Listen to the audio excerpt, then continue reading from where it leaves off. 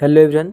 तो आज आम मयूरभंज होमगार्ड पर आउ एक रचना को डिस्कस करूँ और आज विषय वस्तु रही शीत ऋतु। तो आज प्रथम पॉइंट उपक्रम। आम देश भारत में मोट 6टी ऋतु देखा जाए सेगुड़िक है ग्रीष्म, वर्षा, शरत, हेमंत, शीत और बसंत। शरत और हेमंत ऋतु गलापर शीत ऋतु आसे। ओडिया मास अनुसार मार्गशीर, पौष और माघ मासरे प्रबल शीत हुए।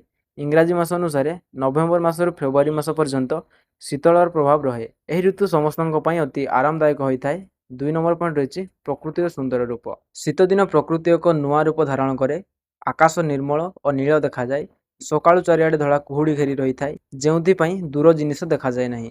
घास एवं गछर पत्र उपरे छोट छोट शिशिर बिंदु पड़ी थाए। सकाळ सूर्य किरण में यह शिशिर बिंदु गुड़िक हीरा परी चकचक करे। यही दिन सूर्य किरण बहुत कोमल लगे। लोक मैंने खरारे बसवाक बहुत भल पाती। 3 नंबर पॉइंट रही खाद्यपेय और परिवा। शीत ऋतु को परिवार ऋतु कहुए। यह समय बजार सतेज और सस्ता परिवा मिले। प्रथम पॉइंट परिवा। फूलकोबी, बंधाकोबी, बिलाती, बैगण, गाजर, बीट, मटर छुई, धनिया पत्र और मूला प्रचुर परिमाण में मिले। तापर रही फल। मिठा मिठा कमला, सेव, अंगूर और बरकोली यह ऋतुर मुख्य फल। ओडिया घरे शीत गरम पिठा, खेचड़ी एवं विभिन्न प्रकार शाग खाइबा समस्ते भल पाती। 4 नंबर पॉइंट रही रंग बेरंगर फूल बगीचा।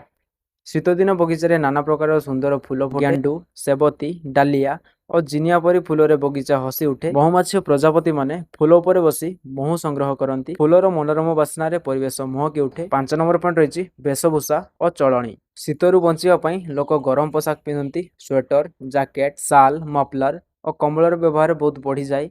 राति समस्त कंबल गड़ी शोवा भल पाती। गाँ गहली लोक मैंने सकाळे और संध्यारे निआं जाली ता चारि पाखरे बसी शीत पई हुअंती। शीत दिने दिन छोट हुए एवं राति बहुत बड़ हुए। 6 नंबर पॉइंट रही पर्वपर्वाणी। शीत ऋतु होउछि पर्वपर्वाणी समय। ओडिशा रे एही समय अनेक मजेदार पर्व पालन हुए। तो प्रथम पर्व प्रथमाष्टमी। एही दिन घरर बड़ पिलांकु वंदना करा जाए और एंडुरी पिठा हुए। परवर्ती पर्व रही माणबसा गुरुवार। मार्गशीर मासरे माँ लक्ष्मी को पूजा करा जाए।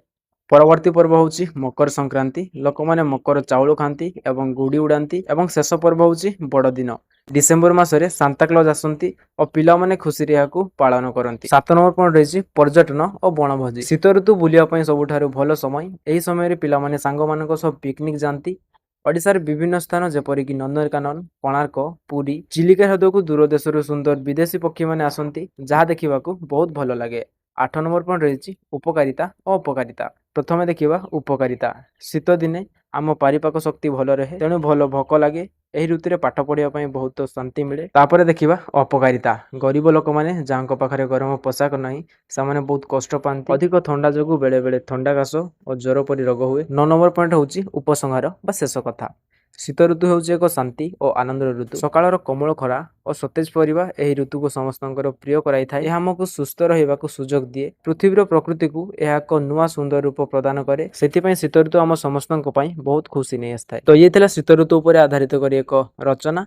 तो आशा करुच्ची आज वीडियो आपण मानक डेफिनेटली भल लगी। वीडियो भल लगी वीडियो को लाइक करूँ, शेयर करूँ और डेफिनेटली ओडिया JK 247 चैनल को सब्सक्राइब करूँ। धन्यवाद।